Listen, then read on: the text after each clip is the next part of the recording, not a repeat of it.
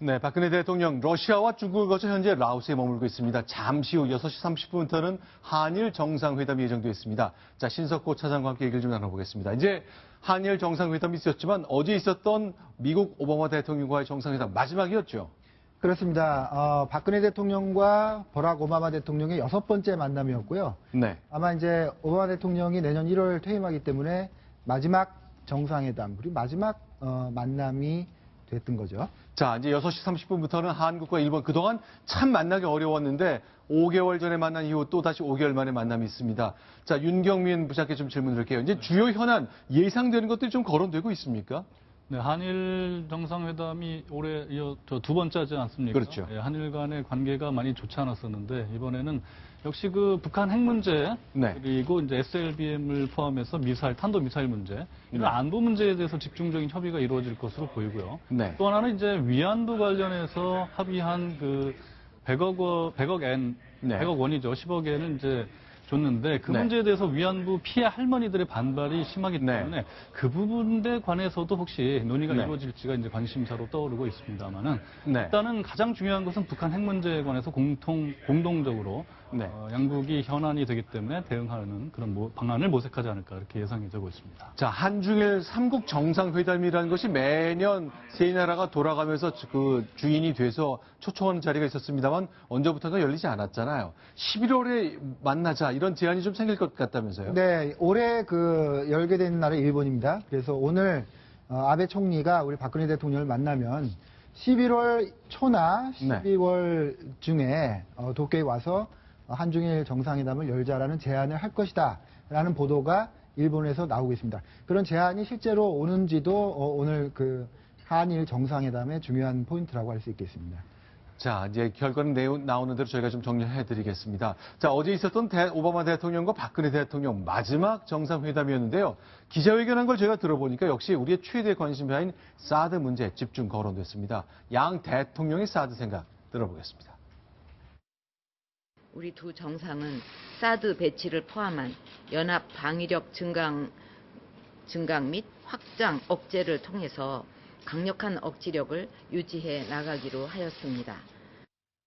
It is a purely defensive system to deter and defend against North Korean threats.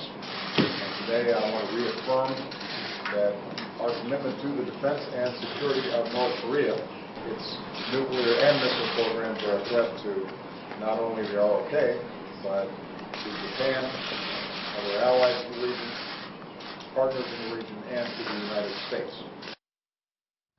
그동안 이제 국무장관, 국방장관, 미국에서는 그런 분들이 사드 얘기를 한 적이 있습니다만 오바마 대통령이 직접 사드를 거론한 것 어제가 처음 아닌가요? 네, 처음으로 알고 있습니다. 네. 이제 우리 한미 관계를 보실 때 이 부분을 보셔야 되는데 우리 한미 연합사령부가 있지 않습니까? 네. 한미 연합사령부의 최고 사령관이 누굽니까?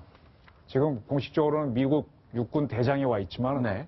군 통수권으로 따지면 우리 양국 한미 대통령이 최고 사령관입니다. 네. 그래서 그거를 NCMA라 그러는데 네. 지금 저는 박 대통령께서 지금 굉장히 이 군을 잘 아셔야 된다고 생각하는데요. 네. 이번에 중국 가가지고 조건부 사드 배치론을 얘기하셨죠. 네. 저는 그건 좀 잘못이라고 봅니다. 잠깐만요. 이제 조건부 사드 배치라는 것이 북한이 핵과 미사일로 우리를 위협하니까 그때까지는 사드를 배치하고 중국이 노력을 해서 또 러시아가 도와줘서 사드를 떼어내면 그때 우리 사드 필요 없다. 네. 그런 얘기인데 그거 맞듣지 않다는 얘기십니까? 왜냐하면 이 전략 무기를 배치한다고 할 때는 양 국방부가 얘기하더라도 실무자는 거기다가도 최고 사령관이 승인을 한 겁니다. 네. 그래서 한국과 미국이 북한을 상대로 전쟁을 한다 결심도 양국 대통령이 결심하게 되면 그 실행을 한미 연합사령관이 하는 거거든요. 네. 지금 사드 배치를 하자는 합의는 한미 대통령 간의 합의가 된 거기 때문에 지금 배치가 들어가는데 네. 미국에서 아무 얘기가 없었는데 우리가 조건부 배치론을 이야기하는 거는 네. 한미 간을 뛸 수도 있는 문제가 됩니다. 그래서 저건 조심해야 되는 발언이시고 네. 지금 사드에 대해서 미국 대통령이 처음 얘기했는데 조건부 배치론 얘기가 일체 없잖아요. 네. 그래서 저런 거는 외교적으로 저는 조금 우리가 누가 대통령한테 저런 정보를 말씀하도록 했는지 한번 찾아봐야 할 정도로 한미 동맹 관계를 모르는 잘못된 발언이고요. 그다음에 최근에 남경필 지사가 한국군을 30만으로 줄이자 이런 얘기를 하는데 저것도 네. 한미 대통령이 되겠다는 사람이 얘기잖아요. 네. 한국과 미국이 한미 연합사령부를 통해서 어떤 작전을 할 때 준비되는 게 있습니다. 그때 네. 미군이 해군과 공군은 다 지원하지만 육군은 한국군이 독자적으로 하라. 따라서 한미연합사령관은 60만 한국 육군을 동원해서 작전한다는 계획이 짜여져 있습니다. 네. 그거를 전혀 바꾸지 않은 상태에서 대통령 되겠다는 사람이 자기 임의대로 30만을 줄인다고 하면은 네. 한미연합사는 존재할 이유가 없어지고 깨집니다. 네. 그래서 대통령이 되겠다는 사람들이 저런 발언들을 함부로 하게 되면은 우리 한미 관계가 안정된 게 아니라 불안해질 수 있다. 제가 이 말씀을 대권 하시는 분과 앞으로 뜻이 있는 분들을 위해서 좀 말씀드리겠습니다. 네. 네, 어쨌든 박근혜 대통령과 오바마 대통령이 만나서 사드 문제를 구체적으로 얘기했다는 것 자체가 이제 의미가 있는 것이고요. 특히 네. 시진핑 중국 국가주석이 오바마 대통령을 만나서 네. 직접 말하지 않았습니까? 사드 한반도에 갖다 놓지 말아라. 네. 라고 한 것이 언론에 공개가 됐는데 네. 오바마 대통령이 그럼에도 불구하고 한반도에 사드 배치가 필요하다라고 다시 한번 확인해 줬다는 그런 의미가 있는 것 같습니다. 자, 일단 6시 30분지 대통령 이번에 러시아, 중국 출장, 라오스를 거치는 동안에 4강 정상들 다 동시에 만나거든요. 윤경민 부장. 네. 보통 이렇게 만나는 시간과 그 통역 방식에 담긴 함의 같은 게 좀 있는 겁니까? 글쎄요. 일단 뭐 만나는 시간은 오래 만날수록 그 양국 간 정상 간의 관계가 돈독하고 할 얘기가 네. 많고 또 네. 원활한 관계다라는 걸 보여주는 게 될 네. 수가 있겠고요. 네. 짧으면 뭐 할 얘기가 별로 없다. 그래서 네. 양국 간 관계가 좀 서먹서먹하다 이렇게 해석할 수가 있겠죠. 네. 통역 문제는 뭐 순차 통역이냐, 뭐 동시 통역이냐는 크게 네. 관계는 없는 것 같은데 네. 통상 외교 그 시간 관계상 네. 빨리 진행하기 위해서는 동시 통역을 하는 게 이제 시간이 절약이 되지 않겠습니까? 네. 순차 통역으로 하면 2배의 시간이 걸리기 때문에 네. 그것보다는 일단 오늘 한일 정상회담이 몇 분을 하느냐는 네. 좀 지난 앞서서 러시아, 중국, 미국 정상과의 네. 비교는 할 수 있겠죠. 기밀 네. 따져봐서요. 자, 참 어렵게 만났습니다. 그동안 이제 소녀상 문제, 위안부 할머니 문제, 그리고 독도나 여러 가지 이 역사 문제 때문에 많은 충돌을 빚었던 것이 지난 수년간의 한일 관계였습니다. 동시에 우리의 큰 동맹축인 한미 관계는 대체로 순조로웠습니다. 저희가 오바마 대통령이 지난 수년간 박근혜 대통령과 만났던 장면을 몇 가지씩 정리해봤습니다. 그야말로 굿바이 오바마가 될 가능성이 많은 회담이었죠. 저희가 영상으로 보여드리겠습니다.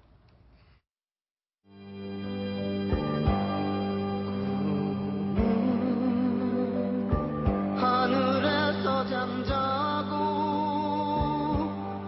죽은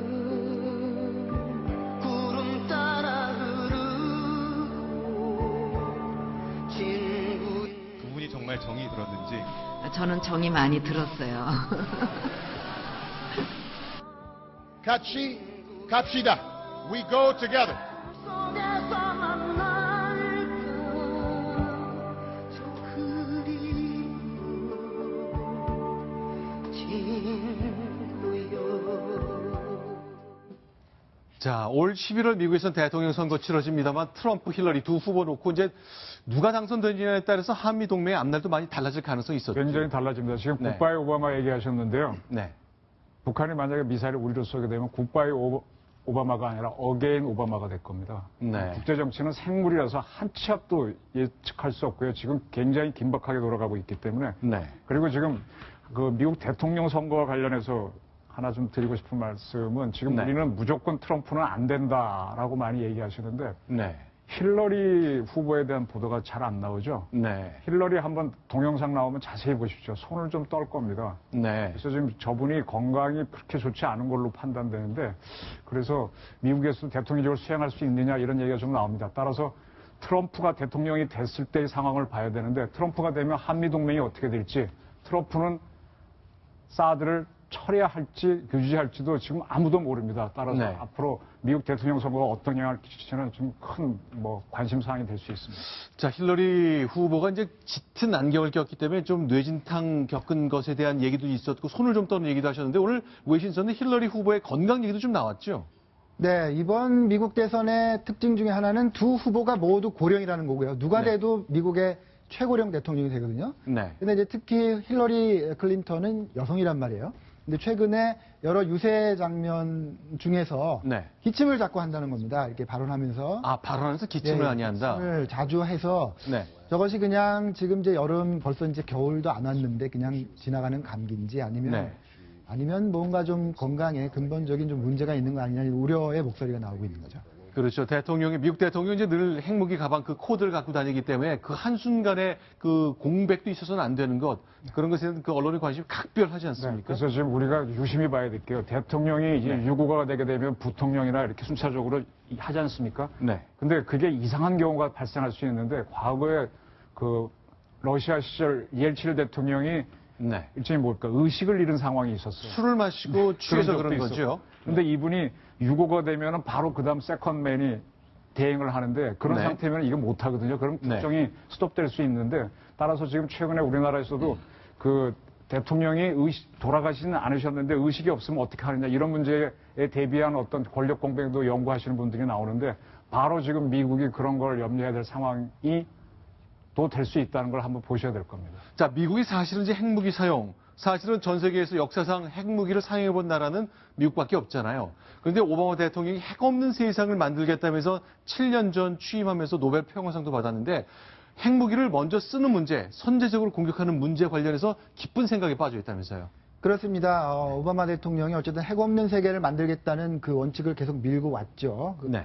그거의 절정을 이루는 게 미국은 먼저 핵 공격을 당하지 않는 한 핵을 먼저 쓰지 않겠다라는 이 선언을 멋있게 하는 거였어요. 네. 그런데 오늘 뉴욕타임즈 보도에 따르면 그 선언을 하지 않고 퇴임할 것 같다. 왜냐하면 지금 북한의 핵 도발 위협이 크죠. 네. 거기에다 중국과 러시아의 어떤 그 무력 증강도 굉장히 심각하다고 보는 겁니다. 이런 상황에서 미국이 먼저 핵을 쓰지 않겠다는 원칙을 선언하면 네. 미국이 힘이 빠졌구나, 네. 미국이 자신이 없구나 이런 잘못된 신호를 북한과 중국, 러시아에 줄 수 있다. 이렇게 백악관과 국무부 국방부의 참모들이 말렸다고 합니다. 네. 그런 보도가 현실화된다면 이제 네. 아이를 못 낳는 거죠. 그런 네. 잉태는 했으나 못 낳고 끝나는 그런 상황. 네. 그러니까 종이 호랑이처럼 미국이 북한의 눈, 평양의 눈, 그리고 중국과 러시아의 눈에 그렇게 비춰지는 건 맞겠다. 그런 취지로 이해를 해야 되겠네요. 알겠습니다. 자, 이제 첫 번째 소식 정리하고요. 다음 번째 소식 넘어가겠습니다. 순위 봅니다.